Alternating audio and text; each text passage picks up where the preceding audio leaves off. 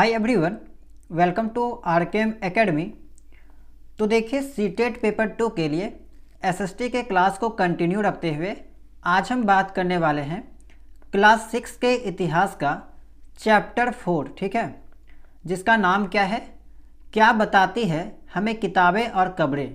यानी कि आज जो हम जानकारी के बारे में पढ़ने वाले हैं उस चीज़ की जानकारी हमें किताबें और कब्रें से जानने को मिली है।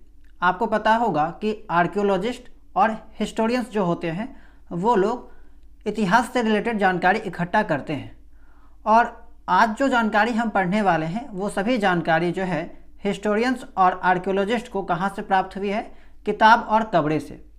तो अगर हम यहाँ पे पिछले चैप्टर के बारे में रिकॉल थोड़ा सा करवाएं तो आपको मालूम होगा कि इससे पहले वाले अध्याय में मैंने आपको बताया था कि हड़प्पा सभ्यता के बारे में बताया था, जिसे हम लोग सिंधु घाटी सभ्यता के बारे में भी जानते हैं, ठीक है। तो सिंधु घाटी सभ्यता के बारे में पूरा डिटेल में मैंने आपको बताया था। उसके बाद लास्ट में ये भी बताया था कि सिंधु घाटी सभ्यता का पतन जो है वो कैसे होता है, ठीक है। तो वहाँ पे उस संस्कृति का पतन हो जाता है।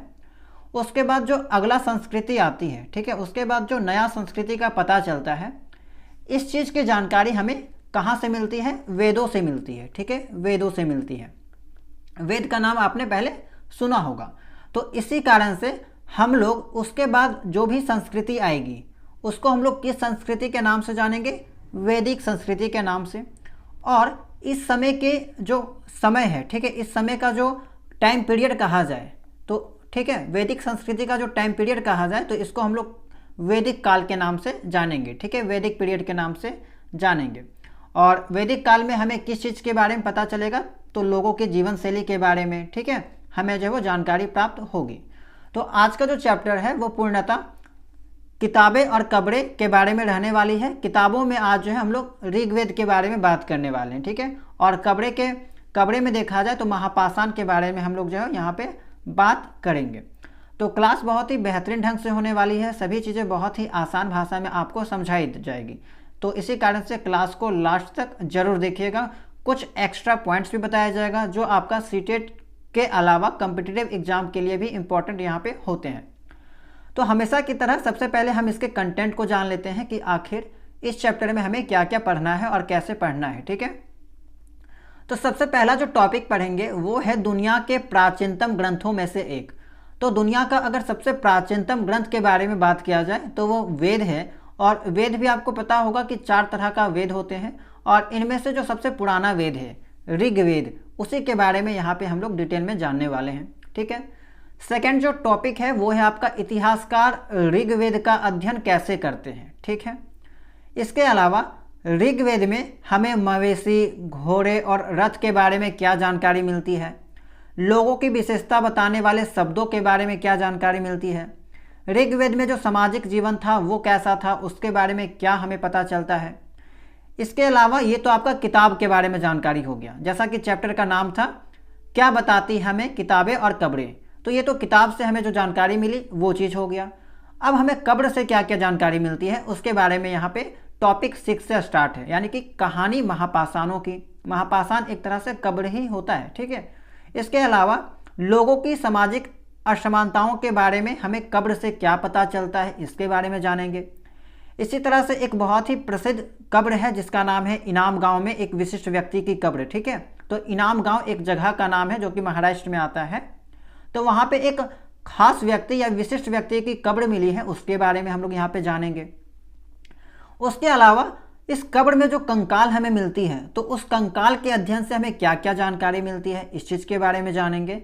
और प्रत्येक चैप्टर में आपको पता होगा कि एक एक्स्ट्रा इन्फॉर्मेशन दे रखा होता है। तो इस चैप्टर में हम लोग एक्स्ट्रा इन्फॉर्मेशन के तौर पे चीन की प्रारंभिक सभ्यता के साक्ष्य के बारे में हम लोग जो है यहाँ पे जानने वाले हैं, ठीक है।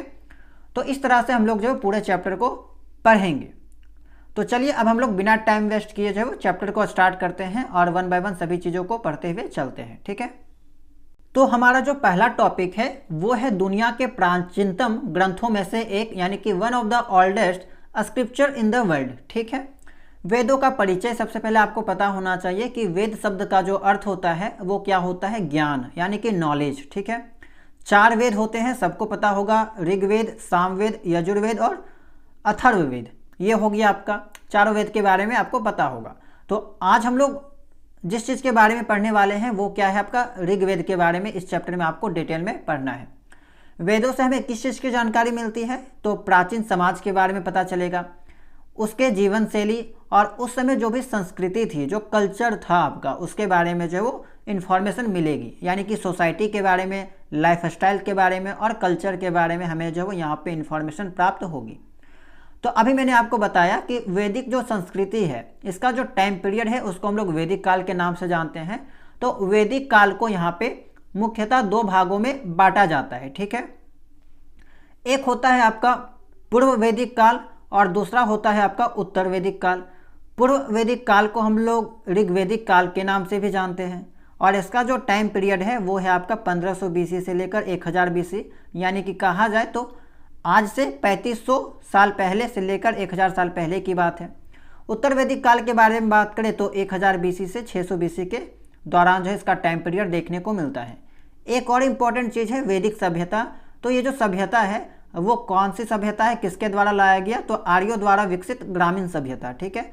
आर्य जो समाज हुआ करते थे उसके द्वारा ये सभ्यता का विकास किया गया है और ये एक तरह से ग्रामीण सभ्यता कहलाता है, ग्रामीण सभ्यता है, ठीक है।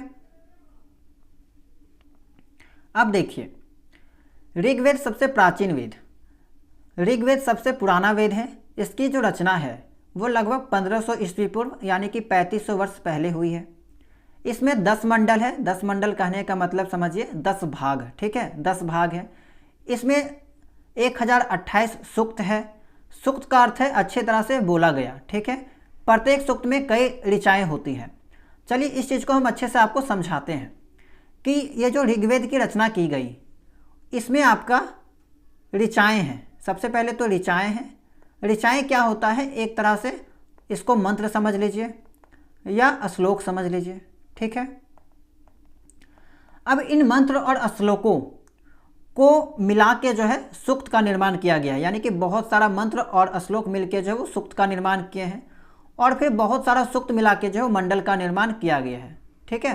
तो ये आपको याद रखना है, सभी का संख्या आपको पता होना चाहिए। तो चलिए यहाँ पे हम आपको जो कुछ एक्स्ट्रा जानकारी सबसे पहले दे देते हैं और यहाँ की जो जानकारी है वो आपका कॉम्पिटिटिव एग्जाम में भी पूछा जाता है, ठीक है।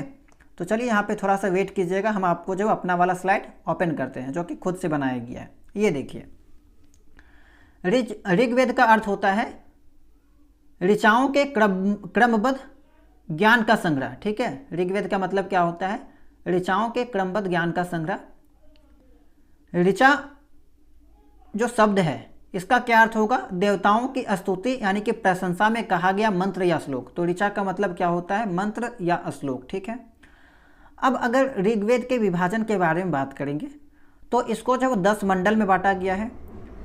इसमें 1028 सूक्त है और 10,462 ऋचाएँ हैं। किसी किसी किताब में ऋचाओं की संख्या जो है आपका थोड़ा सा ऊपर नीचे देखने को मिलेगा, कहीं कहीं पे 10,600 देखने को मिलता है। तो यहाँ पे लूसेंट किताब को अगर देखा जाए तो उसके अकॉर्डिंग 10,400 ऋचाएँ जो है वो वहाँ पे लिखी गई है, ठीक है। कहने का मतलब है कि ऋग्वेद में आपका जो 10,400 श्लोक है या फिर मंत्र है और बहुत सारा श्लोक या मंत्र को मिला के 1028 सूक्त बनाया गया है और फिर इन सूक्तों का उपयोग करके जो है यहाँ पे कई सूक्तों का समूह बना के जो है यहाँ पे मंडल का निर्माण किया गया है। अब जो यहाँ पे 10,462 ऋचाएँ हैं, इनमें से 250 ऋचाएँ जो है वो इंद्र देवताओं को समर्पित है।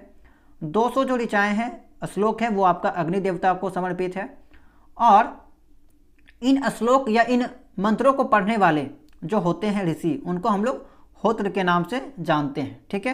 तो ये कुछ इंपॉर्टेंट पॉइंट था। इसके अलावा यहाँ पे और क्या आपको ध्यान में रखना है, तो ये जो ऋग्वेद था वो आपका आर्यों की राजनीतिक प्रणाली के बारे में हमें जानकारी देती है। इसके अलावा विश्वामित्र द्वारा रचित जो तीसरा मंडल है, अभी मैंने आपको बताया कि इसमें 10 मंडल है यानी कि 10 भाग हैं। तो इसका जो तीसरा मंडल है वो आपका विश्वामित्र के द्वारा रचित है और उसमें हमें किस चीज़ के बारे में जानकारी मिलती है, तो सूर्य देवता सावित्री को समर्पित गायत्री मंत्र का वर्णन देखने को मिलता है। ये सवाल कई बार कितने एग्जाम में पूछा गया है, गायत्री मंत्र का वर्णन कहाँ पे देखने को मिलता है? तो ऋग्वेद में, और ऋग्वेद का जो है वो तीसरा मंडल किसके द्वारा रचित किया गया है? विश्वामित्र के द्वारा। तो बहुत सारे एग्जाम में ये सवाल जो है वो देखने को मिलता है, इंपॉर्टेंट है। अब इसका जो 8वां मंडल है उसमें आपका हस्तलिखित ऋचाओं का वर्णन देखने को मिलता है, जिसको हम लोग खिल के नाम से जानते हैं। इसका जो 9वां मंडल है उसमें हमें सोम देवता के बारे में जानकारी मिलती है। इसका जो 10वां मंडल है उसमें चातुर्वर्णीय के समाज के बारे में पता चलती है, यानी कि 4 वर्ण जो आपके होते हैं, ब्राह्मण, क्षत्रिय, वैश्य और शूद्र, इसके बारे में इंफॉर्मेशन जो है वो हमें मिलती है। ठीक है। इसके अलावा वेदों का जो कर्म है, 4 वेद हैं, ऋग्वेद, सामवेद, यजुर्वेद और अथर्ववेद। तो सबसे पुराना जो वेद है वो ऋग्वेद है, और जो सबसे नया वेद है वो आपका अथर्ववेद है। तो इतना जानकारी आपको यहाँ पे वेद के बारे में पता होना चाहिए। बहुत बहुत इंपॉर्टेंट चीज़ है, प्रत्येक एग्जाम में यहाँ से सवाल आपको देखने को मिलते हैं, इसीलिए ये मैंने आपको जो वो एक्स्ट्रा जानकारी के तौर पे सभी चीज़ें समझा दिया, बता दिया। इसको आप लोग कॉपी में लिख लीजिएगा या फिर इसका स्क्रीनशॉट ले लीजिएगा। ठीक है। अब चलते हैं हम लोग वापस अपने एनसीईआरटी वाले टॉपिक पे। तो देखिए, यहाँ तक मैंने आपको बता दिया था, ऋचाएँ के मतलब आपको समझ में आ गया होगा, सूक्त का मतलब और मंडल का मतलब जो वो सभी चीज़ें आपको समझ में आ गया होगा। अब ऋग्वेद में अनेक देवी देवताओं की स्तुति की गई है, यानी कि प्रशंसा की गई है, और किसके माध्यम से? श्लोक के माध्यम से। ठीक है, मंत्र के माध्यम से।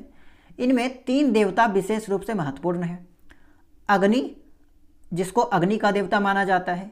इंद्र, यानी कि युद्ध का देवता जिनको माना जाता है। सोम, एक पवित्र पौधा विशेष पेय बनाया जाता है।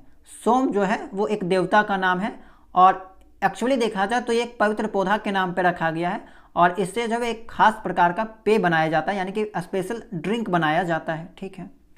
ऋग्वेद का रचयिता, तो ऋग्वेद की जो रचना है वो ऋषियों के द्वारा की गई है।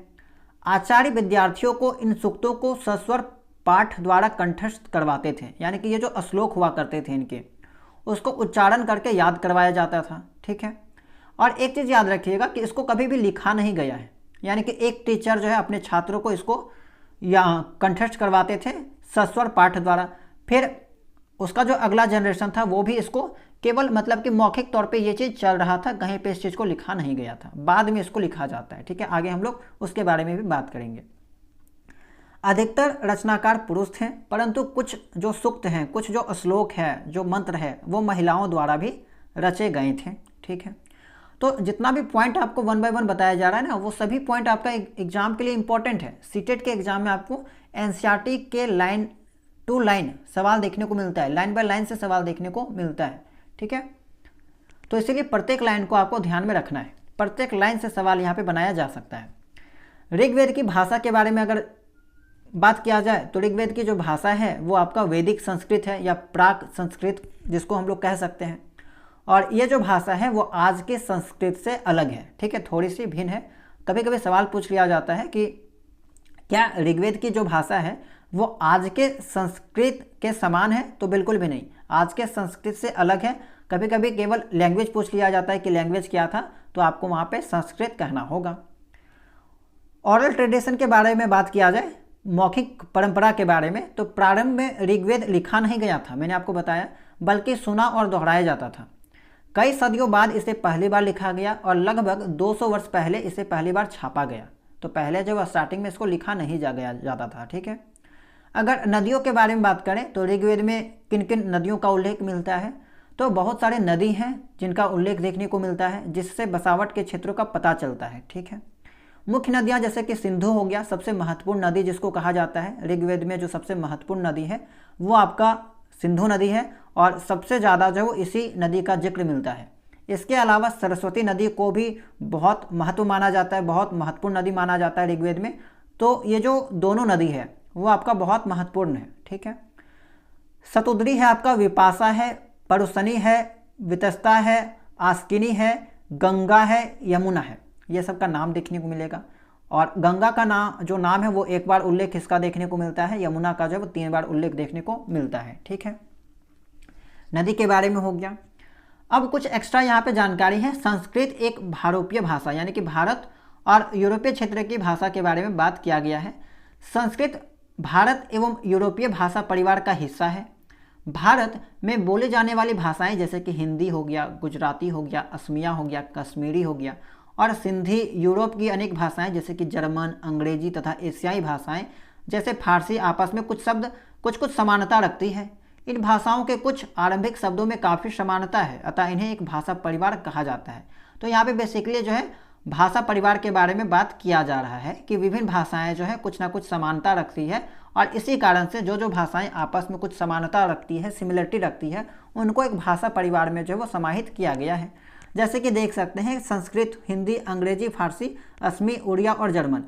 सभी में अगर देखिएगा माता शब्द का जो पहला लेटर है वो सबका पहला जो यहाँ पे कह सकते हैं शब्द है, वर्ण है, वो सबका माँ है। माँ से स्टार्टिंग है, मात्र हो गया, माँ, मदर, मादर फारसी में, असमी में माँ हो गया, उड़िया में माँ हो गया और जर्मन में मुटर हो गया। तो यहाँ पे कुछ ना कुछ समानता आपको देखने को मिली कि सभी का जो पहला वर्ण है वो माँ है, तो इसको यहाँ पे एक भाषा परिवार का नाम दे दिया गया, हारोपीय भाषा।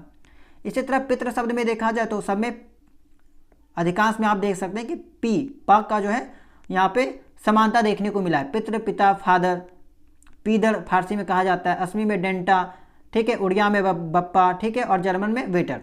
तो यहाँ पे भी कुछ ना कुछ समानता देखने को मिलती है। तो जिन जिन भाषाओं में समानता देखने को मिलती है उसको एक भाषा परिवार में बना दिया गया है, ठीक है।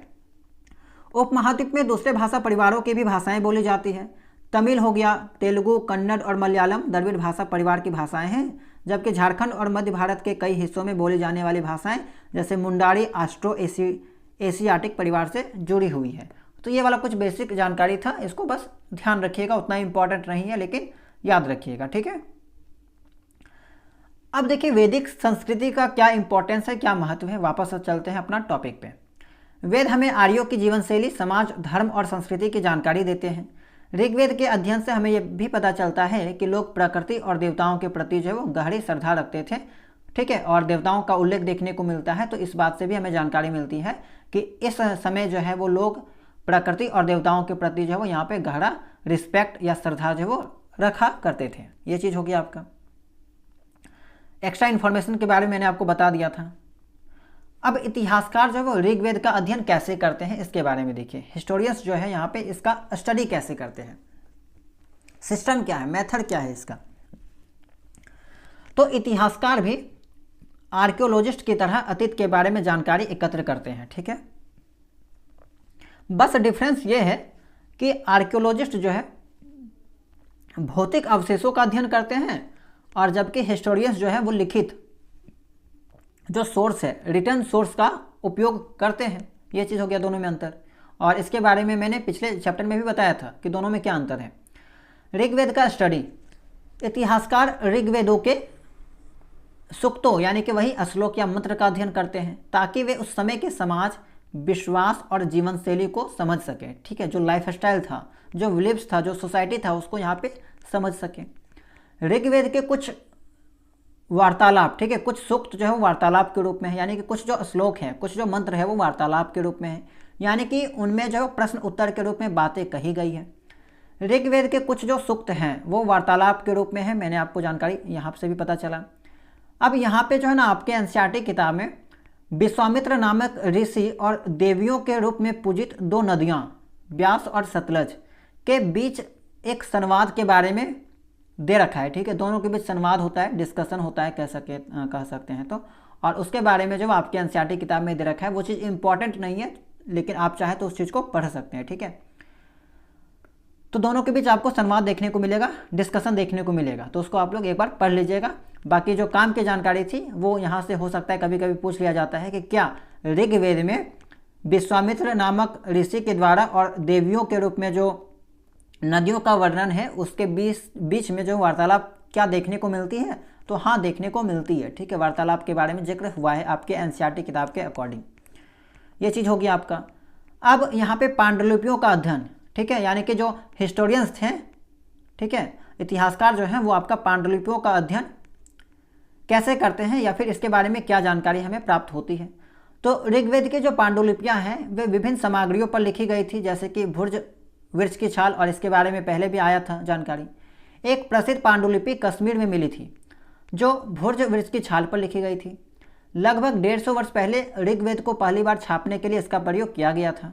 इसी पांडुलिपि को देखकर ऋग्वेद का अंग्रेजी अनुवाद तैयार हुआ, यानी कि ये जो पांडुलिपि मिली थी कहाँ पे मिली थी, कश्मीर मिली थी। और इसी को देखकर अंग्रेजी में अनुवाद किया गया था ऋग्वेद का। यह पांडुलिपि आज भी पुणे यानी कि महाराष्ट्र के एक पुस्तकालय में सुरक्षित रखा गया है, प्रिजर्व किया गया है। ठीक है, उद्देश्य क्या है? इतिहासकार इन ग्रंथों के अध्ययन से यह समझने की कोशिश करते हैं कि उस समय लोग क्या सोचते थे, कैसे रहते थे और किन विश्वासों को मानते थे। तो इन पुस्तकों को, ठीक है, पांडुलिपियाँ हो गया या फिर जो ऋग्वेद का जो ग्रंथ है, उनको स्टडी करने का क्या उद्देश्य है? तो इतिहासकार जो है, हिस्टोरियंस जो है, वो इस चीज़ को समझना चाहते हैं कि उस टाइम के जो लोग रहते थे वो कैसा सोचते थे, क्या सोचते थे, कैसे उनका रहन सहन था, कैसा लाइफ स्टाइल था, कैसा कल्चर था, कैसा बिलीव्स था। इन सभी चीज़ों के बारे में जो है वो जानकारी इकट्ठा करना चाहते हैं। इसी कारण से ये सभी चीज़ों का अध्ययन जो है वो ये लोग करते हैं और हम तक जानकारी साझा करते हैं किताबों के माध्यम से। अब देखिए, ऋग्वेद में आपका जो है मवेशी, घोड़े और रथ के बारे में क्या जानकारी मिलती है। तो ऋग्वेद में अनेक प्रार्थनाएं मिलती हैं, ठीक है, प्रेयर्स मिलती हैं, जिनमें लोग मवेशी, घोड़ों और पुत्रों की कामना करते हुए पाए गए हैं। मवेशी उस समय धन और समृद्धि का प्रतीक माने जाते थे, यानी कि जो पशु हुआ करते थे, गाय हो गया, ठीक है, तो जो भी पशु हुआ करते थे उनको धन और समृद्धि का प्रतीक माना जाता था, यानी कि एक तरह से देवता के रूप में उनको पूजा जाता था। युद्ध और रथ के बारे में क्या जानकारी मिलती है? तो घोड़े रथ खींचने के लिए उपयोग किए जाते थे, ठीक है। ऋग्वेद में जो घोड़े का उपयोग किया जाता था वो रथ खींचने के लिए किया जाता था। ये रथ युद्ध में गति और शक्ति के प्रतीक माने जाते थे, यानी कि जिसके पास रथ होगा, घोड़ा होगा, उनको यहाँ पे पावरफुल माना जाता था, ठीक है। युद्धों में लोग मवेशी, भूमि, जल स्रोत के लिए लड़ाई किया करते थे। तो किस चीज़ के लिए लड़ाई होता था? या तो मवेशी के लिए, या भूमि के लिए, या फिर वाटर सोर्सेस के लिए जो है वो आपका ऋग्वेद में लड़ाई देखने को मिलता है। कभी कभी पूछ लिया जाता है कि कहाँ पे आपको जो है कैटल या भूमि या वाटर सोर्स के लिए लड़ाई देखने को मिलता है, तो ऋग्वेद में, ठीक है, यानी कि ऋग्वेदिक काल में, ठीक है, जिसको हम लोग पूर्व वैदिक काल के नाम से भी जानते हैं। 3500 साल पहले की बात यहाँ पे की जा रही है। कुछ युद्ध लोगों को बंदी बनाने के लिए भी लड़े जाते थे।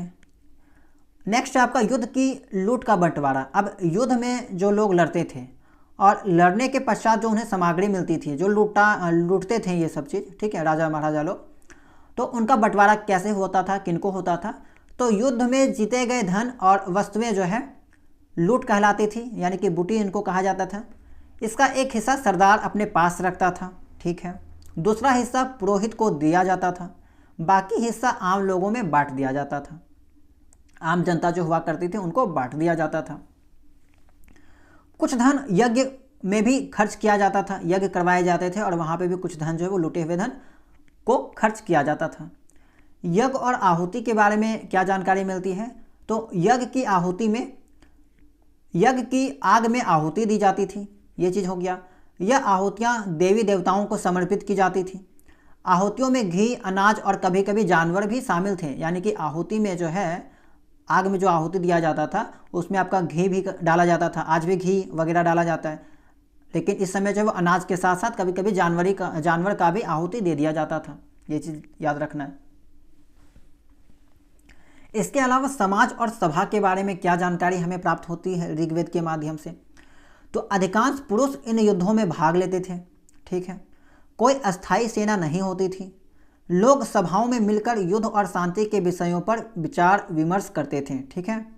सभा में लोग ऐसे व्यक्ति को सरदार, चीफ या लीडर कह लीजिए चुनते थे जो बहादुर और कुशल योद्धा हो, ठीक है, उन्हीं को यहाँ पे लीडर बनाया जाता था।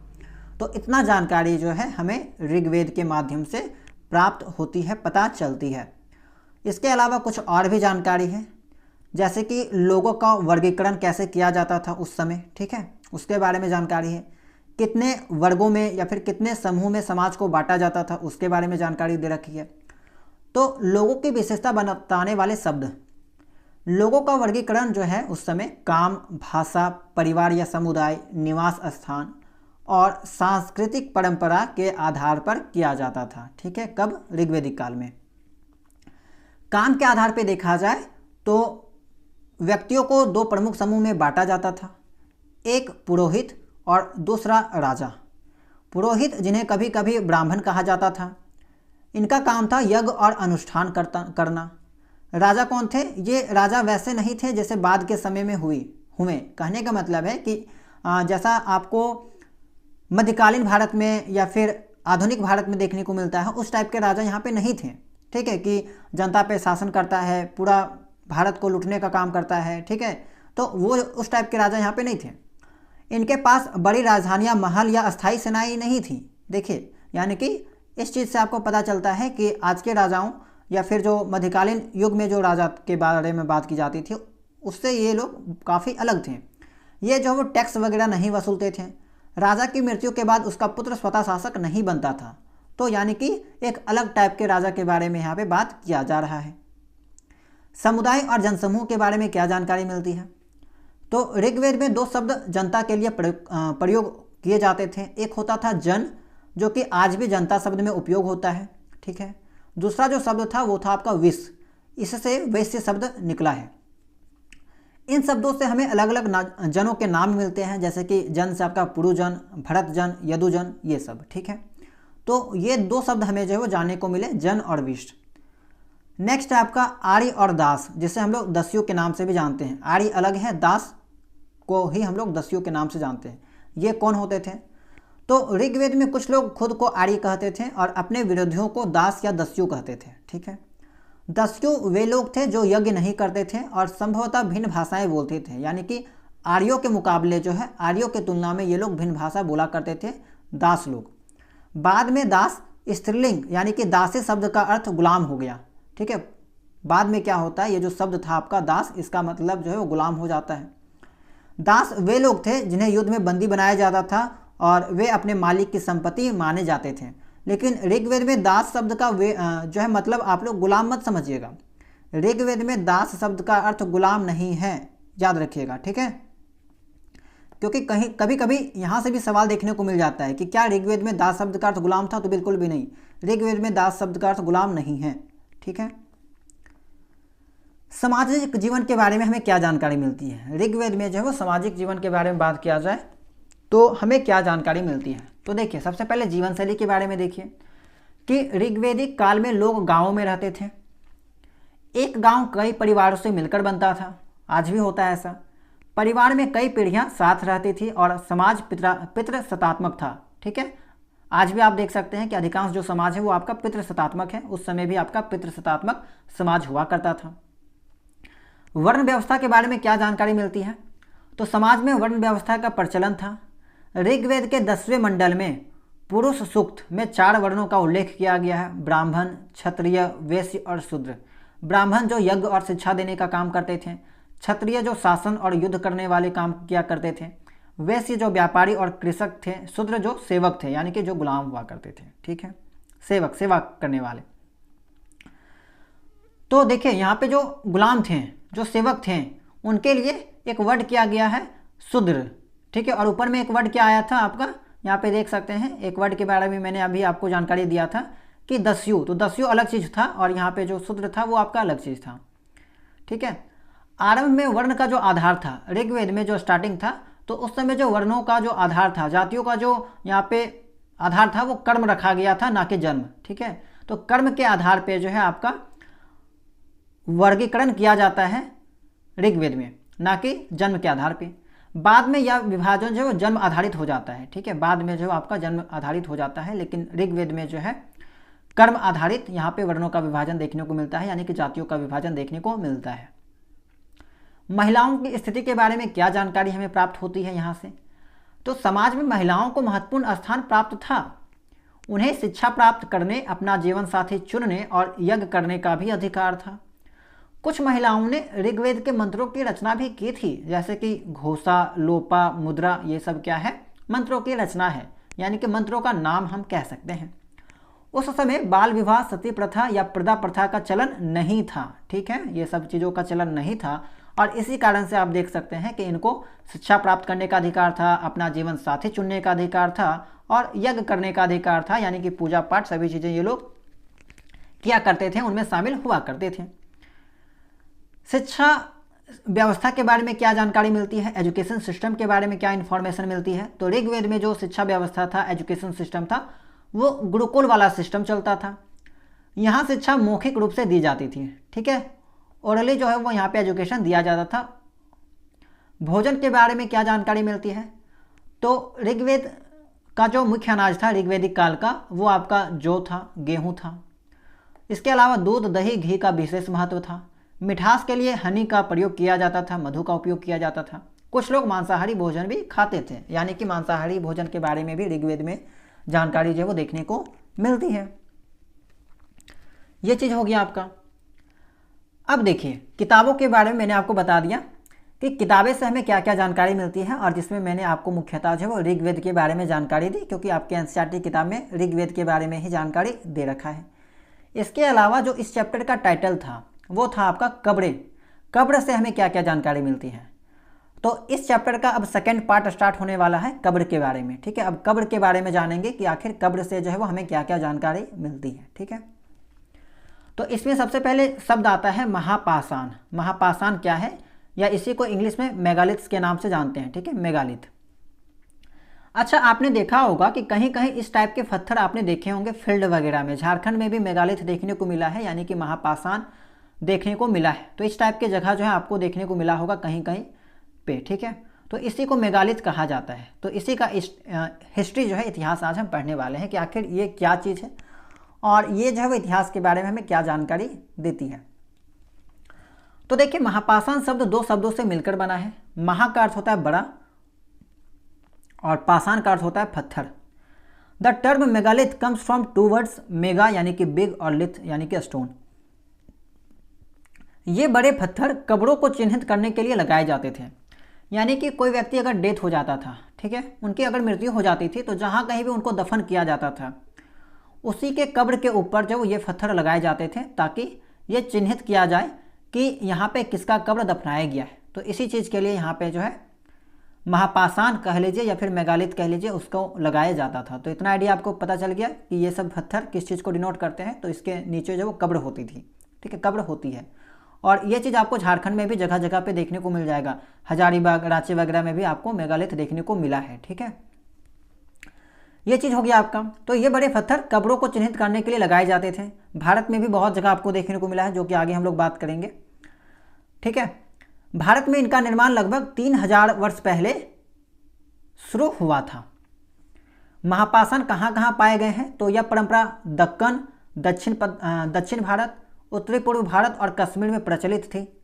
इनके जो प्रमुख स्थल है वो है तमिलनाडु में देखने को मिला है, आंध्र प्रदेश में देखने को मिला है, चतरा झारखंड का इलाका है, हजारीबाग, रांची, ये सभी जगहों पे आपको मेगालिथ देखने को मिला है। इसके क्या उद्देश्य हैं, पर्पस ऑफ मेगालिथ्स। तो महापाषाण दफनाने की जगह को दर्शाते थे। ठीक है, दफनाने की जगह यानी कि यहाँ पे किसी के शव को दफनाया गया है, उसी जगह को ये लोग डिनोट करते थे, यानी कि ये चीज़ें जो डिनोट करते थे। महापाषाण जो पत्थर थे वो इस चीज़ों को डिनोट करते थे। कई बार इनमें स्मृति चिन्ह के रूप में भी खड़ा किया जाता था। कई बार इसे जो है वो स्मृति चिन्ह यानी कि मेमोरियल्स के रूप में जो खड़ा कर दिया जाता था। मृत व्यक्ति के सामाजिक दर्जे, सोशल स्टेटस को दिखाने के लिए भी उसके साथ सामान भी रखा जाता था। तो कभी कभी देखने को मिला है, ठीक है, तो देखने को ये मिला है कि कभी कभी जो व्यक्ति का निधन हो जाया करता था, ठीक है, तो उसको जो है उसके सामानों के साथ दफनाया जाता था। ठीक है, उसको दफन किया जाता था, तो उसके साथ जो वो कुछ सामान भी रख दिया जाता था और सामान के साथ उसको जो दफन किया जाता था। कब्र की विशेषताएं के बारे में बात किया जाए तो कुछ महापाषाण जमीन के ऊपर और कुछ जमीन के नीचे होते थे। कुछ कब्रें शिष्ट कहलाती हैं। यह पत्थरों से बने छोटे कमरे होते थे जिनमें सुराख बना होता था, और इसका फिगर आप लोग एनसीईआरटी किताब में देख सकते हैं। ठीक है, एक छोटे कमरे टाइप का कब्र बनाया गया है और उसमें जो पोर्ट होल बना हुआ होता था। ठीक है, सुराख टाइप का बना हुआ आपके एनसीईआरटी किताब में एक फिगर दे रखा है। कब्रों से क्या क्या वस्तुएं हमें प्राप्त हुई हैं, तो मिट्टी के बर्तन यानी कि देखने को मिले हैं, और इसका जो रंग था वो आपका ब्लैक एंड रेड कलर का रंग जो है वो काले और लाल रंग के बर्तन देखने को मिले हैं। लोहे के औजार और हथियार यहाँ पे देखने को मिले हैं। घोड़ों के कंकाल और सामान यहाँ पे मिला है, आर्कियोलॉजिस्ट ने इसकी खोज की है। सोने और पत्थर के गहने देखने को मिले हैं। ये सभी वस्तुएं मृतक की सामाजिक स्थिति और जीवन शैली को दर्शाते थे। तो कहने का मतलब है कि ये जो पत्थर थे महापाषाण या मेगालिथ, ठीक है, तो इन कब्रों को जब यहाँ पे खुदाई की गई, ठीक है, आर्कियोलॉजिस्ट लोग क्या किए, आर्कियोलॉजिस्ट इन कब्रों का खुदाई किए, तो उन्हें पता चला कि इन कब्रों से इनको आभूषण देखने को मिला है। ठीक है, कंकाल, देखिए घोड़ों के कंकाल देखने को मिला है, यानी कि व्यक्तियों के जो शव थे, जो हड्डी थे, उनके साथ यहाँ पे कुछ सामान देखने को मिला है। जानवरों के कंकाल देखने को मिलता है। तो ये सभी चीज़ें इनको मिली है। तो ये जो है एक तरह से सोशल सिंबल कह सकते हैं या सोशल स्टेटस को दिखाता है, यानी कि जो व्यक्ति अमीर था, ठीक है, उस समय जो भी व्यक्ति अमीर था उसके शव, ठीक है, या फिर जो हड्डी था अभी पाया गया है, ठीक है, उस हड्डी के बगल में जो है वो शव के बगल में कीमती चीज़ें देखने को मिली है, जैसे कि घोड़ा का कंकाल, ठीक है, हो सकता है कि कोई राजा महाराजा को दफन किया गया होगा तो उसके बगल में जो है वो कंकाल वगैरह देखने को मिला है, उनके पास घोड़ा रहा करता होगा, या फिर जो अमीर हुआ करते होंगे उनके पास सोना गहना वगैरह रहा करता होगा, उसको साथ में दफन किया गया। तो ये सभी चीज़ें जो है हमें यहाँ पे कहाँ पे देखने को मिलती है, तो जब खुदाई के दौरान जो है हमें ज़मीन के अंदर से निकाली गई है और साइज के तौर पे हमें जो है वो पता चलती है, देखने को मिलती है, ठीक है। महापाषाण के साथ महापाषाणों का निर्माण, तो महापाषाण बनाने के लिए लोगों को कई कार्य करने पड़ते थे। गड्ढे खोदना, बड़े पत्थर लाना, पत्थरों को तराशना, मृत व्यक्ति को दफनाना। तो ये सभी जो है वो कंस्ट्रक्शन ऑफ मेगालिथ के बारे में जानकारी दे रखी है। मेगालिथ और अन्य प्रकार, तो इसी तरह से और भी कुछ चीज़ें देखने को मिली हैं मेगालिथ के जैसा ही, जिसको यहाँ पे नाम दे रखा है डॉलमेन या मेनहिर, ठीक है, ये दो नाम देखने को मिले हैं। तो पत्थरों से बनी मेजनोमा संरचना, टेबल लाइक स्टोन स्ट्रक्चर देखने को मिला है, ठीक है, जिसका नाम डॉलमेन रखा गया है और इसका भी संरचना कुछ मेगालिथ के जैसा ही था, तो इसीलिए इसको अन्य प्रकार में रखा गया है। जमीन में गाड़े गए लंबे खड़े पत्थर जो सीमा चिन्ह या स्मृति स्तंभ होते थे, जिनका नाम मेनहिर रखा गया है। जनजातियां ऐसे पत्थरों को बिड़दिड़ी या बुरुदिड़ी कहती हैं, ठीक है, जनजातियों के द्वारा ऐसे पत्थरों को क्या नाम दिया गया है, बिड़दिड़ी या बुरुदिड़ी, ठीक है, ये नाम जो है वो दिया गया है। तो ये सभी जानकारी आपके लिए इम्पॉर्टेंट है, सब कुछ ध्यान रखते हुए चलिएगा और बहुत यहाँ पे चांस बनता है कि एक बार में आपको सभी चीज़ें समझ में आ जाए, ठीक है। अभी तो हम आपको बता रहे हैं, साथ साथ में अभी आपको सभी चीज़ें समझ में आ जाएगी, लेकिन 1-2 दिन बाद आप सभी चीज़ें भूल जाइएगा। तो इसी कारण से इस पीडीएफ को बार बार वीक में कम से कम, सप्ताह में कम से कम 1-2 बार जब रिवीजन करते रहिएगा, बस पढ़ लीजिएगा तो सभी चीज़ें आपके दिमाग में बैठती रहेगी, ठीक है। तो अगर आप महीना में 4-5 बार भी इस पीडीएफ को पढ़ लेते हैं ना, तो आपके दिमाग में सभी चीज़ें जो है वो बैठ जाएगी। और अगर आप एग्ज़ाम में यहाँ से सवाल देखिएगा तो आपके दिमाग में डायरेक्ट वो चीज़ क्लिक हो जाएगी, आप लोग पता लगा सकते हैं कि हाँ, इन सभी जानकारी के बारे में हमने पढ़ा है, ठीक है, पढ़ रखा है। तो इसी कारण से ये सभी चीज़ों को रिवीजन करते रहिएगा। एक बार में कोई भी चीज़ आपका नहीं होगा, आपका यहाँ पे जो है वो थोड़ा सा टाइम देना होगा, प्रैक्टिस करना होगा, रिवीजन करते रहना होगा। महापाषाण काल का महत्व क्या है, ठीक है, यह काल लोहे के युग के शुरुआत का प्रतीक है। समाज में सामाजिक वर्ग, युद्धक परंपरा और धार्मिक विश्वास स्पष्ट रूप से दिखाई देते हैं, ठीक है। सामाजिक वर्ग के बारे में हमें जानकारी मिलती है मेगालिथ की मदद से, युद्धक परंपरा के बारे में और धार्मिक विश्वास स्पष्ट रूप से यहाँ पे इसके बारे में जानकारी मिलती है। नेक्स्ट जो टॉपिक है वो है लोगों की सामाजिक असमानताओं के बारे में पता करना। अब ये जो यहाँ पे कब्र मिली है, ठीक है, इन कब्रों से हमें सामाजिक असमानताओं के बारे में कैसे पता चलता है, ठीक है, सोशल इनइक्वालिटीज के बारे में क्या क्या जानकारी हमें जो है वो यहाँ पे मिलती है, उसके बारे में यहाँ पे पढ़ना है। तो देखिए, कंकालों से सामाजिक स्थिति का अनुमान का पता चलता है। कंकाल जो मिले हैं, ठीक है, आर्कियोलॉजिस्ट को, उससे हमें यहाँ पे सोशल स्टेटस के बारे में कुछ जानकारी मिलती है। जैसे कि पुरातत्वविद मानते हैं कि कंकाल के साथ पाई गई वस्तुएं उसी व्यक्ति की रही होगी। कभी कभी एक कब्र में बहुत सी वस्तुएं मिलती है, जबकि दूसरी कब्रों में बहुत कम वस्तुएं।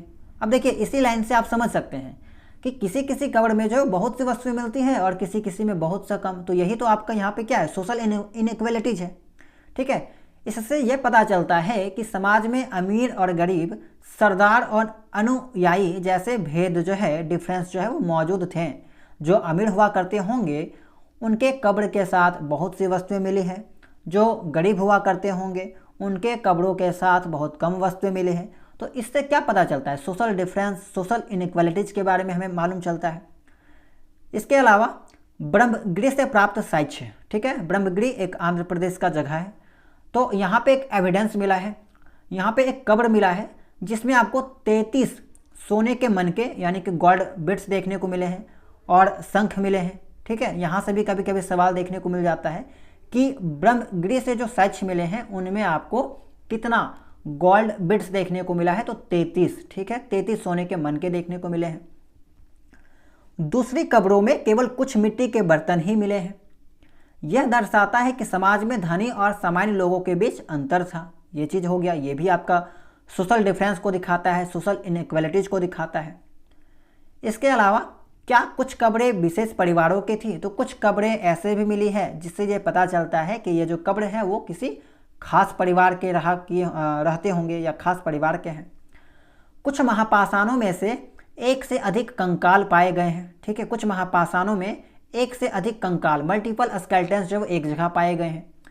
इससे हमें ये संकेत मिलता है कि एक ही परिवार के कई सदस्यों को एक ही स्थान पर अलग अलग समय पर दफनाया गया होगा, ठीक है। तो कुछ ऐसे भी परिवार थे जहाँ पे एक ही परिवार के सदस्य को जो है अलग अलग टाइम पे दफनाया गया होगा, ठीक है। तो ये कुछ खास परिवार के लोग हुआ करते होंगे। बाद में मरने वाले लोगों को पोर्ट होल के रास्ते उसी कब्र में दफनाया जाता था, ठीक है। तो यहाँ पे इसका एक फिगर दे रखा है एनसीईआरटी में, देख लीजिएगा, महापाषाण का, जो कि एक पोर्ट होल टाइप का बनाया गया है, ठीक है। तो उससे आपको कुछ जानकारी मिल जाएगा कि एक घर टाइप का बनाया जाता था, ठीक है, और इसी के अंदर जो है वो शव को दफनाया जाता था। ऐसे स्थानों पर गोलाकार लगाए गए पत्थर उस कब्र के चिन्ह का काम करते थे। तो ये सभी जानकारी जो है हमें महापाषाण के थ्रू जो है वो पता चलती है। अब इसका कंक्लूजन क्या निकलता है, महापाषाण के बारे में जितनी भी जानकारी मैंने आपको बताई, इन सब का निष्कर्ष क्या निकलता है, तो इनसे हमें ये पता चलता है कि उस समय जो है समाज में आर्थिक और सामाजिक असमानताएं मौजूद थी। पारिवारिक दफन प्रथा भी प्रचलित थी। ये वाला जो पॉइंट दे रखा है ना, पॉइंट नंबर 3, इससे हमें क्या पता चला, पारिवारिक दफन प्रथा भी प्रचलित थी, यानी कि एक ही परिवार के सदस्यों को एक ही जगह पे अलग अलग समय पे दफनाया गया था, ठीक है, ये चीज़ हो गया। आप देखिए एक खास एग्जाम्पल कह सकते हैं या खास जो है उदाहरण है आपका इनाम गांव का, ठीक है, इनाम गांव। तो इनाम गांव एक जगह है जो कि महाराष्ट्र में है। यहाँ पे एक विशिष्ट व्यक्ति की कब्र देखने को मिली है, ठीक है, एक स्पेसिफिक, ठीक है, स्पेशल व्यक्ति कह सकते हैं, उसका जो है कब्र देखने को मिलता है जो कि अन्य व्यक्तियों के कब्रों से यहाँ पे यूनिक है, अलग है, और इसके बारे में आपकी किताब में दे रखा है। तो सबसे पहले इनाम गांव क्या है, वर्तमान महाराष्ट्र में स्थित है। यह भीमा नदी की सहायक नदी घोड़ नदी के किनारे बसा था, ठीक है। यहाँ लोग लगभग 3600 से 2700 वर्ष पहले रहते थे। 3600 तो वही बात है आपका, अभी जो हम बात कर रहे हैं ना इस चैप्टर के अंतर्गत, तो ये जो सभी जानकारी है वो आपका ऋग्वैदिक काल का है, यानी कि 3500 साल पहले की बात यहाँ पे की जा रही है। चाहे आपका महापाषाण वाला चीज़ हो गया, ऋग्वेद वाला चीज़ हो गया, तो जितनी भी जानकारी है वो इसी के आसपास के समय का जो है जानकारी दे रखा है, ठीक है। तो इनाम गांव ये जो जानकारी है, यहाँ लगभग 3600 से 2700 वर्ष पहले लोग रहा करते थे। अगर इनाम गांव के घरों की बनावट के बारे में बताया जाए तो खुदाई में मिट्टी के बने कई घर मिले हैं, ठीक है। आर्कियोलॉजिस्ट जब यहाँ की खुदाई किए हैं तो मिट्टी के बने हुए कई घर के साक्ष्य मिले हैं जो आमतौर पर आयताकार या 1 या 2 कमरों वाले थे। एक 5 कमरा वाला बड़ा घर भी था जिसके पास अनाज का गोदाम मिला है। यह संभवतः किसी कबीले के मुखिया या सरदार का घर था जो किसानों से अनाज एकत्र करता था। यानी कि इससे हमें क्या पता चला कि अनाज का गोदाम मिला है। तो क्या अनाज का गोदाम किसी गरीब के घर होगा? बिल्कुल भी नहीं। अनाज का गोदाम कोई अमीर घराने के पास ही होगा। तो इससे ये पता चला आर्कियोलॉजिस्ट को कि ये जो घर होगा वो किसी कबीले के मुखिया या सरदार का घर होगा जो किसानों से अनाज एकत्र किया करता होगा टैक्स के फॉर्म में, है ना। ये चीज़ हो सकता है। घरों में अंडाकार गड्ढे ओवल पिट्स देखने को मिले हैं जिनका उपयोग संभवतः खाना बनाने के लिए किया जाता होगा। ये चीज़ हो गया। दफनाने की परंपरा के बारे में अगर बात किया जाए कि इनाम गांव में दफनाने की परंपरा क्या थी, तो इनाम गांव में वयस्कों को आमतौर पर गड्ढों में सीधा लिटाकर दफनाया जाता था। सिर उसका जो है उत्तर दिशा की ओर होता था। ये चीज़ भी हमें पता चली है। कभी कभी घर के अंदर ही शव दफनाए जाते थे। शव के पास खाने पीने के बर्तन रखे जाते थे। ये चीज़ हो गया। एक विशिष्ट व्यक्ति को 5 कमरों वाले मकान के आंगन में 4 पैरों वाले मिट्टी के संदूक में दफनाया गया था। ठीक है, एक विशिष्ट व्यक्ति को 5 कमरों वाले मकान के आंगन में, ठीक है, एक आंगन था, उसके बगल बगल में 5 कमरा था, तो इसके बीच में जो दफनाया गया था। और 4 पैरों वाले मिट्टी के बड़े संदूक, ठीक है, संदूक था लेकिन किसका बना हुआ, मिट्टी का। ठीक है, तो उस संदूक में जो है वो बंद करके दफनाया गया था।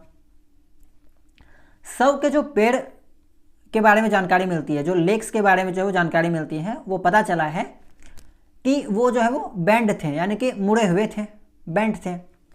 घर में अनाज का भंडार भी था, या उसकी उच्च सामाजिक स्थिति को दर्शाता है, यानी कि इससे पता चलता है कि ये जो व्यक्ति था, इसका जो सोशल स्टेटस था वो अच्छा खासा था, यानी कि ये अमीर घराने का होगा। ठीक है, तो ऐसे यहाँ पे संभावना व्यक्त की जाती है, ऐसी जो है वो जानकारी दी जाती है आर्कियोलॉजिस्ट के द्वारा इन प्राप्त साक्ष्यों के आधार पे। इनाम गांव के लोगों के काम धंधे के बारे में बात किया जाए, ऑक्यूपेशंस के बारे में बात किया जाए, तो आर्कियोलॉजिस्ट को गेहूं, जौ, चावल, दाल, बाजरा, मटर और तिल के बीज मिले हैं। कई जानवरों और पक्षियों की हड्डियां भी प्राप्त हुई है, जैसे कि गाय, भैंस, बकरी, भेड़, कुत्ता, तो ये सब का जो है यहाँ पे हड्डियां भी देखने को मिली है। कई हड्डियों पर काटने के निशान मिले हैं, जिससे पता चलता है कि लोग मांस खाते थे। इंपॉर्टेंट पॉइंट है, याद रखिएगा कि क्या ऋग्वेद के जो लोग हुआ करते थे ऋग्वेदिक काल के, वो क्या मांसाहारी भी थे? तो जी हाँ, ऐसा सबूत मिला है, ऐसा साक्ष्य मिला है कि उस समय के लोग जो है मांस भी खाया करते होंगे, क्योंकि जो जानवरों का जो यहाँ पे हड्डी वगैरह मिला है उसमें कट के निशान मिले हैं, काटने के निशान मिले हैं, और इसका अंदाज़ा लगाया गया है कि ये जो कट का निशान है वो व्यक्तियों के द्वारा किया गया होगा। ठीक है, तो ये चीज़ पता चल गया कि इस समय के जो लोग थे वो मांस खाते थे। जंगली फल जैसे कि बेर, आंवला, जामुन, खजूर और रसभरी भी एकत्र किए जाते थे इस समय। ठीक है, ये जानकारी हो गया। वस्तुएं और शिल्प के बारे में क्या जानकारी मिलती है इनाम गांव के वस्तुएं और शिल्प के बारे में? तो खुदाई में लाल बर्तनों पर काली डिजाइन वाले पात्र मिले हैं। पत्थर और तांबे के औजार तथा हाथी दांत और सीप से बने गहने भी मिले हैं। कई मिट्टी की मूर्तियां भी मिली है, जिनमें से कुछ का धार्मिक महत्व भी है। ठीक है, रिलीजियस इंपॉर्टेंस जो है उसका है। अब देखिए, इनाम गांव के बारे में मैंने आपको बता दिया। सबसे पहले मैंने आपको ऋग्वेद के बारे में पूरा बता दिया, ऋग्वेदिक काल के बारे में। फिर मैंने आपको बताया महापाषाण के बारे में और उससे क्या निष्कर्ष हमें मिला, वो चीज़ के बारे में मैंने आपको बताया। इसके बाद तीसरा जो इम्पोर्टेंट पॉइंट था वो था इनाम गांव। इनाम गांव में एक विशिष्ट व्यक्ति की कब्र के बारे में मैंने आपको जानकारी दी। तो इतना सभी जानकारी पढ़ने के बाद हमें इनाम गांव के बारे में क्या जानकारी मिलती है, क्या निष्कर्ष मिलता है? तो ये चीज़ पता चला कि इनाम गांव के साक्ष्य बताते हैं कि वहाँ के लोग कृषि और पशुपालन करते थे। जानवरों के बारे में पता चली है, मांसाहारी भी थे, घर बनाना, मिट्टी के बर्तन और औजार बनाना जानते थे, और मृतकों को सम्मानपूर्वक दफनाते थे। तो ये सभी जानकारी जो है हमें यहाँ पे देखने को मिली है इनाम गांव, जो कि महाराष्ट्र में स्थित है, वर्तमान महाराष्ट्र में।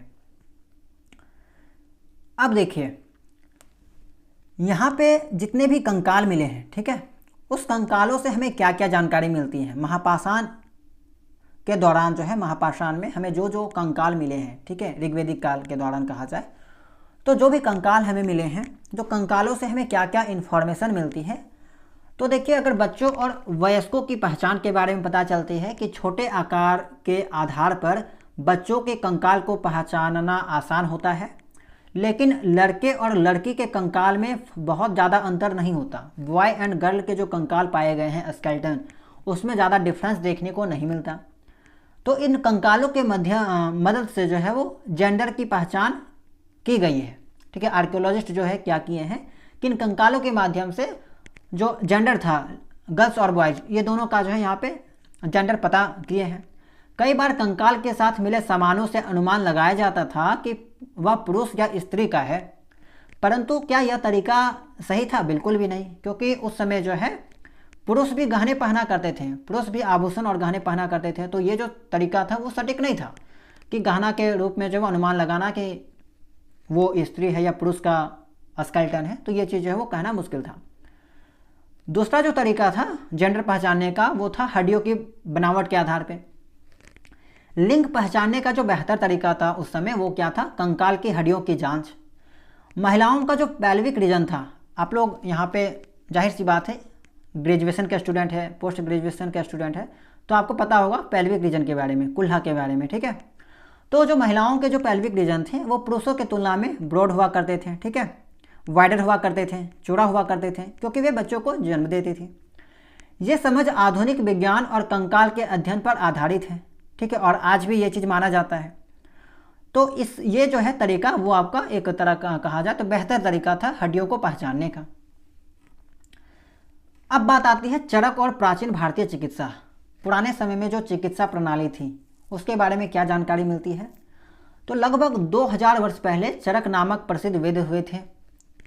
उन्होंने चरक संहिता नामक पुस्तक लिखी थी। इंपॉर्टेंट पॉइंट है, ठीक है। चरक संहिता नामक पुस्तक किसने लिखी थी? तो चरक नामक एक प्रसिद्ध वैद्य हुआ करते थे उन्होंने 2000 वर्ष पहले, जो चिकित्सा शास्त्र पर आधारित थी, ठीक है, मेडिकल टेक्स्ट के ऊपर जो वो ये आधारित था, उससे रिलेटेड था। चरक के अनुसार मनुष्य के शरीर में 306 हड्डियाँ जो है वो हुआ करती थी। और अगर आधुनिक विज्ञान के बारे में बात करें आधुनिक समय में, तो आपको पता होगा कि हमारे शरीर में 206 हड्डियाँ होती है। तो संभवतः चरक ने गिनती में दांत, ज्वाइंट्स और उपास्थि को भी शामिल किया था। तो यहाँ पे जो है आर्कियोलॉजिस्ट ये चीज़ के बारे में जानकारी देते हैं कि हो सकता है कि चरक ने जो हड्डियों के बारे में जानकारी दी है, तो इस बोन्स में जो है ये लोग क्या किए होंगे, दांत को भी जोड़ दिए होंगे, ज्वाइंट्स को भी ऐड कर दिए होंगे और कुछ कार्टिलेज को भी ऐड कर दिए होंगे, उपास्थि को भी ऐड कर दिए होंगे, ठीक है। तो ये चीज़ के बारे में जो वो इन्फॉर्मेशन देते हैं। ज्ञान प्राप्ति का तरीका, यह आश्चर्य की बात है उस समय के लोग शरीर के बारे में इतनी जानकारी कैसे प्राप्त करते थे, ठीक है। तो शरीर के बारे में जो देखिए, जैसे कि चरक जो है यहाँ पे इन्होंने भी हड्डियों के बारे में जानकारी दी और लगभग एक तरह से कहा जाए तो उसी के आसपास जो है वो यहाँ पे इन्फॉर्मेशन दी। तो उसी के बारे में यहाँ पे बात कही जा रही है कि यह जो आश्चर्य की बात है कि उस समय के लोग शरीर के बारे में इतनी जानकारी कैसे प्राप्त करते थे। संभवतः उन्होंने अवलोकन, अध्ययन और प्रयोग के माध्यम से ये ज्ञान प्राप्त किया होगा, यानी कि ऑब्जर्वेशन, स्टडी और एक्सपेरिमेंट्स के बारे में भी हमें जो है यहाँ पे जानकारी प्राप्त होती है कि उस समय जो है ये सभी चीज़ें भी हुआ करती होगी, ठीक है। अब देखिए इस चैप्टर का जो आखिरी पड़ाव है वो है आपका कुछ एक्स्ट्रा इन्फॉर्मेशन, ठीक है, चीन के प्रारंभिक सभ्यता के साइज, ठीक है। तो अब हम बात करेंगे चीन के प्रारंभिक जो सभ्यता थी उसके कुछ एविडेंस प्राप्त हुए हैं आर्कियोलॉजिस्ट को, तो उसके बारे में जो है आपकी किताब में दे रखा है और ये आपका इस चैप्टर का लास्ट टॉपिक है। इसके बाद हम लोग इससे संबंधित कुछ इंपॉर्टेंट एमसीक्यू प्रश्न को सॉल्व करेंगे ताकि सभी चीज़ें आपका जो है यहाँ पे रिवीजन हो जाए और आपको किस टाइप का सवाल पूछा जाता है इसके बारे में भी जानकारी मिल जाए। तो सबसे पहले देखिए चीन के अगर सभ्यता के बारे में बात किया जाए तो इससे जो हमें एविडेंस मिला है, जो साक्ष्य मिला है, उससे हमें लेखन कला के बारे में क्या पता चला कि लगभग 3500 वर्ष पहले देखिए वही आपका ऋग्वैदिक काल, ठीक है, ऋग्वैदिक काल का समय है। तो जिस तरह हमारे जो भारत उपमहाद्वीप है वहाँ पे आपका ऋग्वैदिक काल चल रहा था, तो उसी तरह दूसरे देशों के जगह पे जो अपना अलग सभ्यता चल रहा होगा। हम लोगों का यहाँ पे वैदिक सभ्यता चल रहा था हमारे उपमहाद्वीप में, तो उसी तरह से जो है वो अलग देशों में जगह या कहा जाए फिर अलग जगहों पे जो अलग सभ्यता चल रही होगी। तो उसी तरह से जो है जब हमारे उपमहाद्वीप में आपका वैदिक सभ्यता चल रहा था, तो उसी तरह से जो है चीन में आपका चीन का सभ्यता था, चीन की प्रारंभिक सभ्यता, ठीक है। तो लगभग 3500 वर्ष पहले चीन में लेखन कला के सबसे पुराने प्रमाण मिले हैं। यह लेखन जानवरों की हड्डियों पर किया जाता था, ठीक है।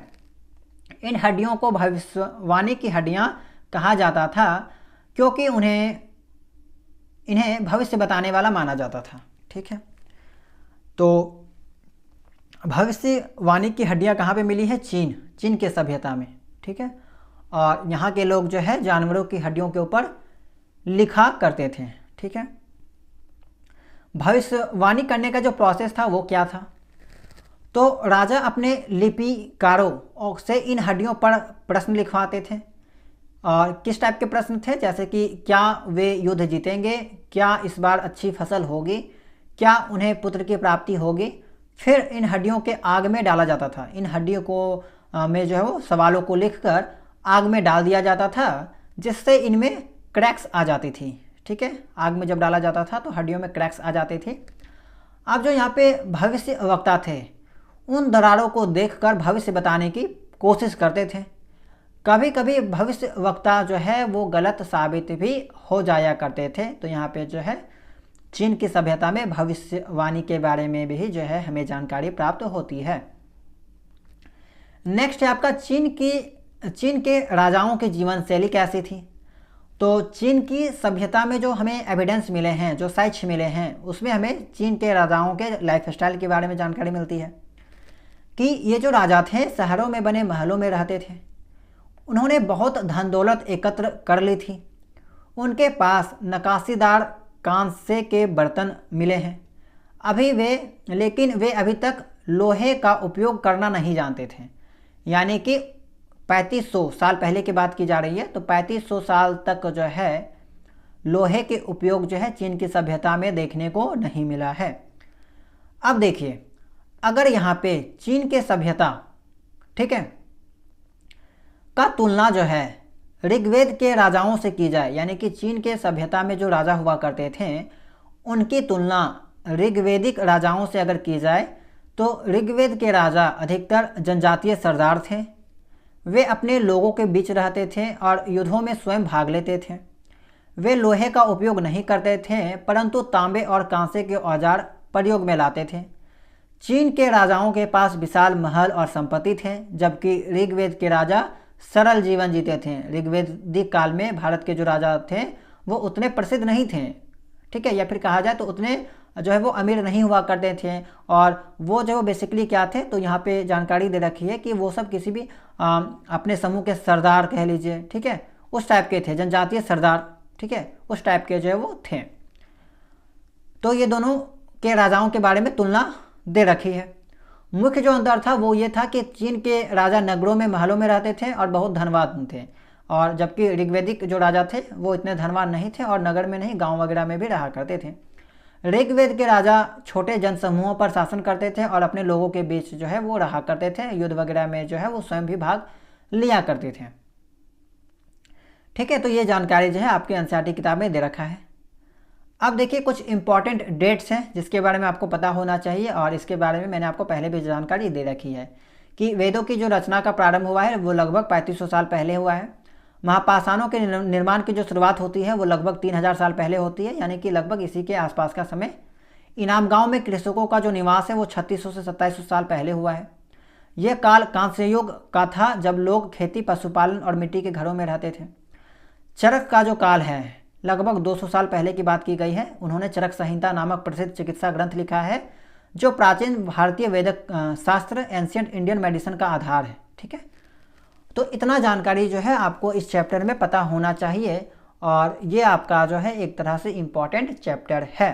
तो उम्मीद करते हैं कि जितना भी आपको जानकारी दी गई, जितना भी बातें आपको समझाई गई, वो सभी चीज़ें आपको समझ में आ गई होगी। हालांकि नोट्स को इतने सरल भाषा में और आसान भाषा में बनाया ही गया है कि बिना पढ़ाए भी अगर आप इस नोट्स को अच्छे से स्वयं एक बार पढ़ लेंगे तो आपको सभी चीज़ें आसानी से समझ में आ जाएगी। ठीक है, और यहाँ तक कि इतना बेहतरीन ढंग से आपको समझ में आएगी कि आप भी दूसरों को अच्छे से पढ़ा सकते हैं। ठीक है, अब इस चार्ट के बारे में मैंने आपको पहले भी बताया था कि जो इंडियन हिस्ट्री था उसको 3 भाग में बांटा गया था, एंशिएंट, मेडाइवल और मॉडर्न।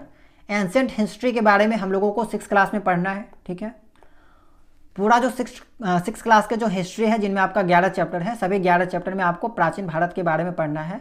और प्राचीन भारत को जो है वो लेखन के आधार पर कहा जाए तो 3 भाग में बांटा गया था, pre historic period, proto historic period और historic period. Pre historic period क्या था, तो ऐसा पीरियड जहाँ पे कोई भी रिटर्न एविडेंस जो है वो मौजूद नहीं था, केवल हम लोग आर्कियोलॉजिकल एविडेंस के मदद से सभी चीज़ों के बारे में पता कर रहे थे। प्रोटो हिस्टोरिक पीरियड क्या था, यहाँ पे जो है वो रिटर्न एविडेंस था लेकिन उसको पढ़ा नहीं गया था, पढ़ा नहीं जा सकता था क्योंकि उनकी जो लिपि थी वो बहुत अलग टाइप की थी और उनको आज तक पढ़ा नहीं गया है। ठीक है, और जैसे कि सिंधु घाटी सभ्यता के बारे में मैंने आपको बताया था तो वो आपका प्रोटो हिस्टोरिक पीरियड से बिलोंग करता था। आज के इस क्लास में मैंने आपको जो है वैदिक सभ्यता के बारे में बताया है, वैदिक कालीन सभ्यता के बारे में बताया है जो कि आपका ऐतिहासिक काल है। ठीक है, और यहाँ पे जो हमें एविडेंस मिले हैं वो रिटर्न मिले हैं। ठीक है, और जिसको पढ़ा जा सकता है, जैसे कि मैंने आपको बताया कि ऋग्वेद, तो ऋग्वेद के थ्रू जो है वो हमें यहाँ पे एविडेंस प्राप्त हुए हैं, किताबों की मदद से एविडेंस जो है वो प्राप्त हुए हैं। तो इसी कारण से इसको जो है यहाँ पे हिस्टोरिक पीरियड में रखा गया है। तो इसी कारण से मैंने इस चार्ट को दिखाया कि हम लोग जो यहाँ पे जो एंशिएंट हिस्ट्री है उसको कहाँ कहाँ से और किस तरह से पढ़ रहे हैं। तो सबसे पहले हमने आपको प्री हिस्टोरिक पीरियड में पढ़ाया था, जिसमें मैंने आपको स्टोन एज के बारे में पढ़ाया था, ठीक है, कि आदिवासी जो लोग थे, ठीक है, जो जंगल में रहा करते थे, वो लोग कैसे जो है वो जीवन यापन करते थे, जिनमें मैंने आपको पूरा पाषाण काल, मध्य पाषाण काल और नव पाषाण काल के बारे में जो जानकारी दी थी, ठीक है।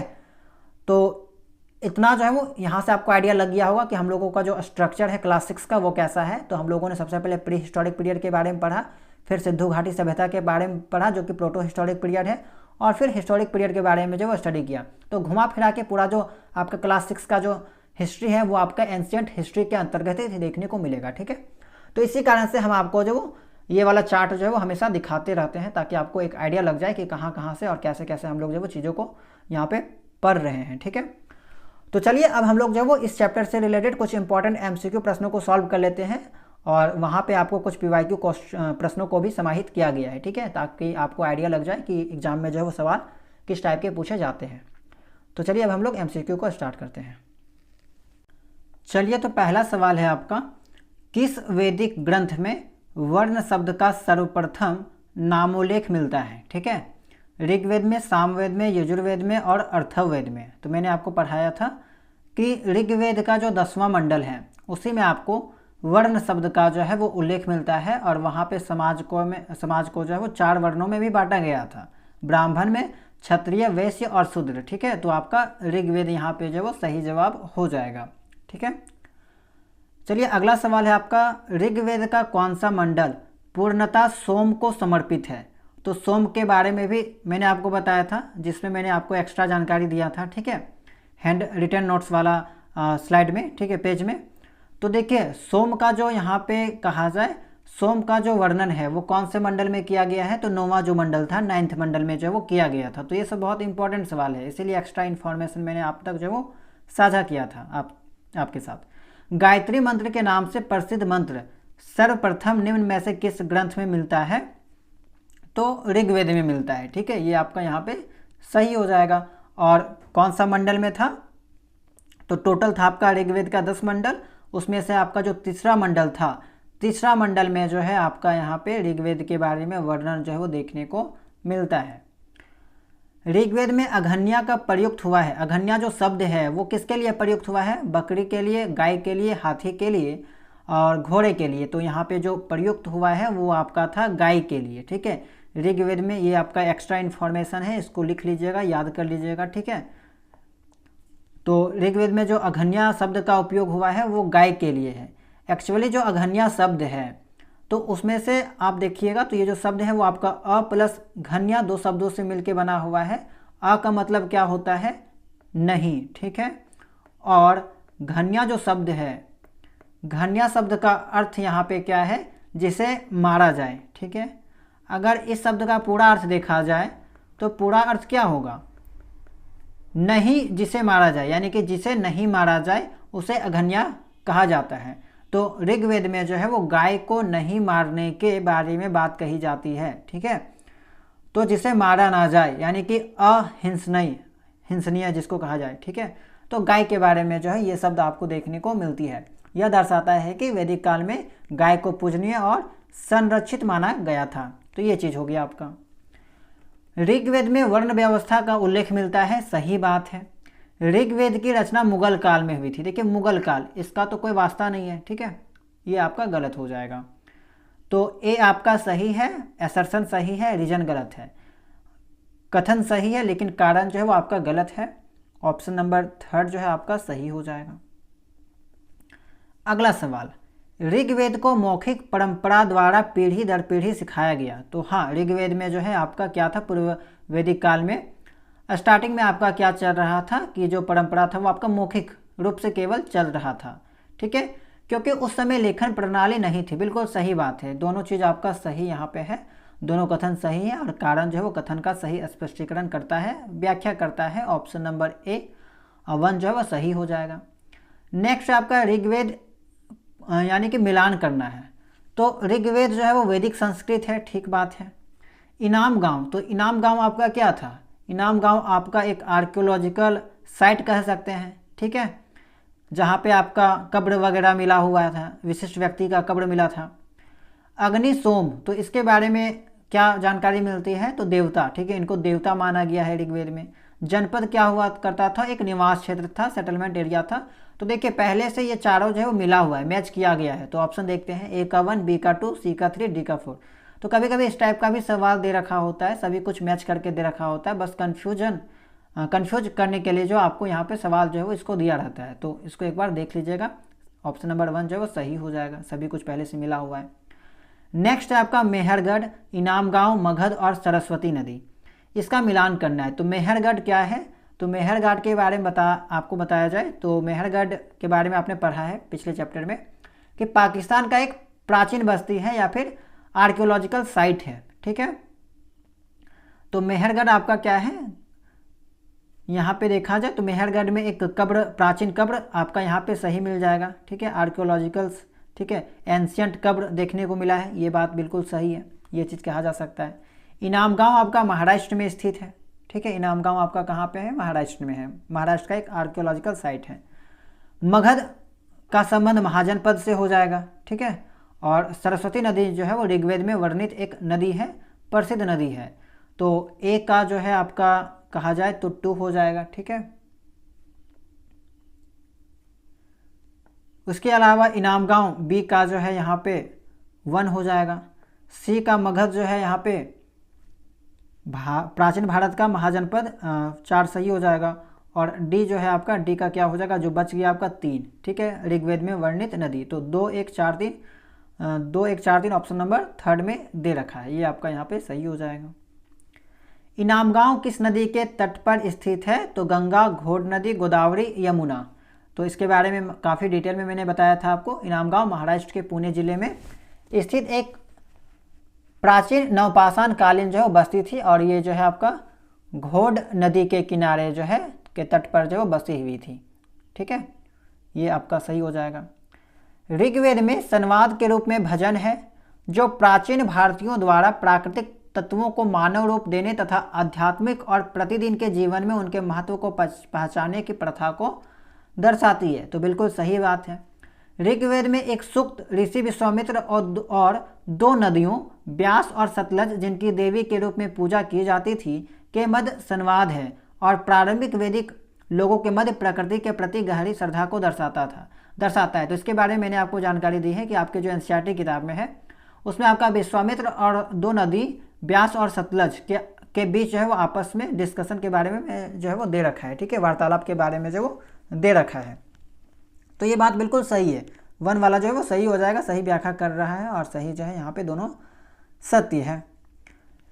नेक्स्ट आपका ब्रह्मगिरी पुरातत्विक स्थल पर कंकाल के साथ निम्नलिखित में से कौन सी वस्तुएं पाई गई है, ठीक है।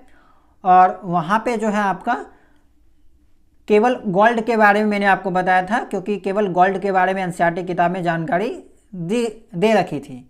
और आपको याद होगा तो मैंने वहाँ पे आपका जो है वो टोटल 33 गोल्ड के बारे में जानकारी दी थी कि 33 गोल्ड जो है वो सोने की मोती मिली है। तो 33 वाला यहाँ पे सही हो जाएगा। बाकी 2 स्टोन बिट्स मिला है और 4 जो है वो तांबे की चूड़ियाँ और एक शंख जो है वहाँ पे मिला है। ऑप्शन नंबर 3 जो है वो सही हो जाएगा, ठीक है, इसको लिख लीजिएगा, उसी पॉइंट में ऐड कर लीजिएगा, ठीक है। नेक्स्ट है सुक्ता। सुक्त का अर्थ क्या था, अच्छी बात, ठीक है, अच्छी कही गई बात, वेल सेड जो स्टेटमेंट था वो ठीक है। ए का यहाँ पे ये वाला सही हो जाएगा। चैरियट्स क्या था, रथ। तो रथ आपका क्या हो जाएगा कि युद्ध में उपयोग किया जाता था, ठीक है।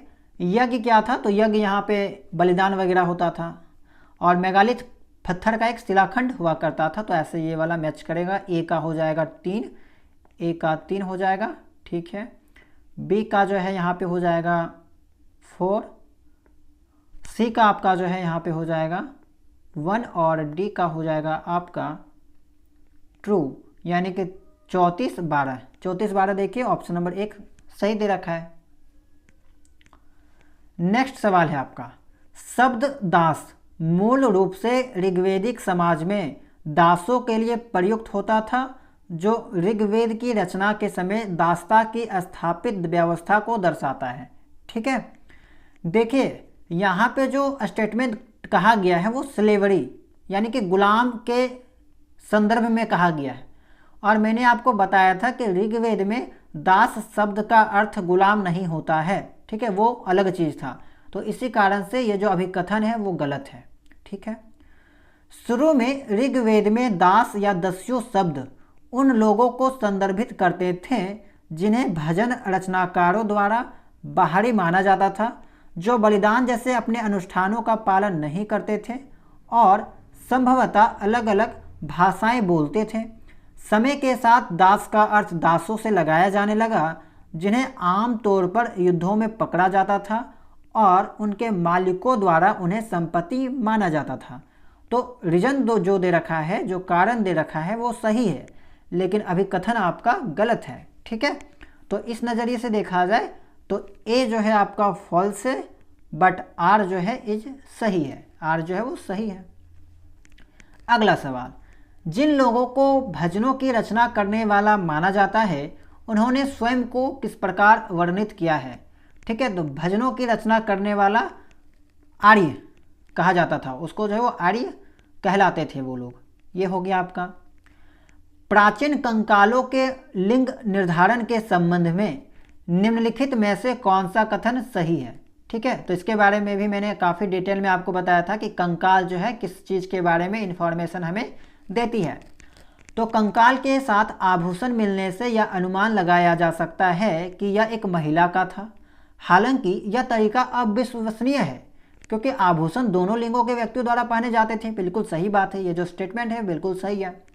कंकाल का श्रोणी क्षेत्र यानी कि जो पेल्विक रीजन था लिंग निर्धारण के लिए सबसे विश्वसनीय संकेत प्रदान करता है क्योंकि आमतौर पर प्रसव के लिए महिलाओं का श्रोणी क्षेत्र अधिक चौड़ा होता था। ये बिल्कुल भी सही बात है, ये भी सही है। चरक संहिता जैसे प्राचीन ग्रंथ व्यापक चिकित्सा ज्ञान प्रदान करते हुए भी आधुनिक कंकाल लिंग निर्धारण तकनीकों के अनुरूप विधियां प्रदान नहीं करते थे। बिल्कुल सही बात है। तीसरा वाला भी आपका यहाँ पे 100% सही है क्योंकि चरक संहिता में आपका लिंग निर्धारण का कोई भी जानकारी नहीं दे रखा है। ये बात आपका सही है, तीनों स्टेटमेंट सही है। 4 नंबर ऑप्शन करेक्ट हो जाएगा। नेक्स्ट है आपका मेगालिथ काल के दौरान मृतकों को विशिष्ट बर्तनों के साथ दफनाया जाता था जिन्हें क्या कहा जाता था। तो ब्लैक एंड रेड वेयर, ठीक है, काले और लाल बर्तन यहाँ पे सही हो जाएगा, ठीक है। अगला देखिए, पुरातात्विक खोजों से पता चला है कि प्राचीन आहार विविधतापूर्ण थे जिन पे विभिन्न प्रकार के अनाज जैसे कि गेहूं, जौ और बाजरा के साथ साथ दालें, मटर और तिल भी शामिल है। बिल्कुल सही बात है, विविधतापूर्ण भोजन हुआ करते थे। प्राप्त पशु अवशेषों में ऐसे साक्ष्य मिले हैं जो बताते हैं कि मवेशी, बकरी और भेड़ जैसे पालतू जानवर प्राचीन आहार का भाग थे, लेकिन मगरमच्छ, सांभर और काले हिरन जैसे जंगली जानवर के सेवन में के कोई संकेत नहीं मिले हैं। तो देखिए ये कहना जो है यहाँ पे गलत होगा, ठीक है। तो बी वाला जो है यहाँ पे गलत है। सेकंड जो स्टेटमेंट है वो आपका गलत है। कुछ ऐसे भी साक्ष्य हमें मिले हैं जिनमें आपको जो है इसके बारे में जानकारी दे रखी है कि वे लोग जो है यहाँ पे मांसाहारी थे और जंगली जानवरों का भी जो वो शिकार वगैरह करके खाया करते थे, ठीक है। तो इस नज़रिए से आपका जो है ए सही है, लेकिन जो है बी फॉल्स है, ठीक है। ऑप्शन नंबर जो है आपका 4 वाला सही हो जाएगा। कुछ ऐसे हमें साक्ष्य मिले हैं जहाँ पे जानवरों के हड्डियों में काटने का निशान मिला है और ऐसा कहा जाता है कि जो काटने का निशान है वो इंसानों के द्वारा किया गया है, यानी कि इनका शिकार जो है वो इंसानों के द्वारा किया गया है और ऐसा जो निशान है आपका जंगली जानवरों में भी देखने को मिला है, ठीक है। तो आहार का जो है वो भाग था, ये बात सही है। चरक संहिता किस पर आधारित पुस्तक है? तो वो मेडिसिन के ऊपर आधारित है, ठीक है। चलिए इस चैप्टर का लास्ट सवाल है और अगर आपने इस चैप्टर को यहाँ तक देख लिया है तो इसका जवाब जो है कमेंट सेक्शन में दीजिएगा। इससे हमें भी पता चलेगा कि आपने इस चैप्टर को लास्ट तक पूरा देखा है, ठीक है। और इसका जवाब मैंने दे रखा है क्लास के दौरान कि ऋग्वेद में अग्नि, इंद्र और सोम जैसे देवताओं का उल्लेख है। जन और जनपद शब्द एक ही अर्थ को दर्शाते हैं। इनाम गांव से प्राप्त कब्र सामाजिक समानता का प्रमाण देती है। ऋग्वेद की भाषा वैदिक संस्कृत थी जो आज की संस्कृत से थोड़ी अलग है। तो कौन कौन सा स्टेटमेंट यहाँ पे सही है वो आपको बताना है। सभी पॉइंट्स के बारे में मैंने आपको जो है वो थ्योरी वाले क्लास में डिस्कस किया है। तो उम्मीद करते हैं कि इसका जवाब आप लोग कमेंट सेक्शन में दीजिएगा। आज का क्लास कैसा लगा आपको, ठीक है, जो भी चीज़ें आपको बताई गई वो समझ में आया है या नहीं आया, क्लास कैसा लगा, कमेंट सेक्शन में ज़रूर अपने जो है वो सजेशन दीजिएगा, ठीक है, और बताइएगा। और अगर आप लोग चैनल में नए होंगे, चैनल को सब्सक्राइब कर लीजिएगा, बेल आइकन को ऑन कर लीजिएगा। अगर आप टेलीग्राम चैनल से नहीं जुड़े होंगे तो जुड़ सकते हैं, उसका लिंक आपको डिस्क्रिप्शन बॉक्स में मिल जाएगा, ठीक है। इसका PDF आपको सीटेट का जो प्राइवेट ग्रुप है वहाँ पे अपलोड कर दिया जाएगा। तो अगर आप लोग नहीं ज्वाइन करना चाहते हैं तो प्राइवेट ग्रुप को ज्वाइन कर सकते हैं, ठीक है। तो चलिए इस वीडियो में इतना ही, मिलते हैं हम लोग किसी नए वीडियो में, नए क्लास में, नए चैप्टर के साथ।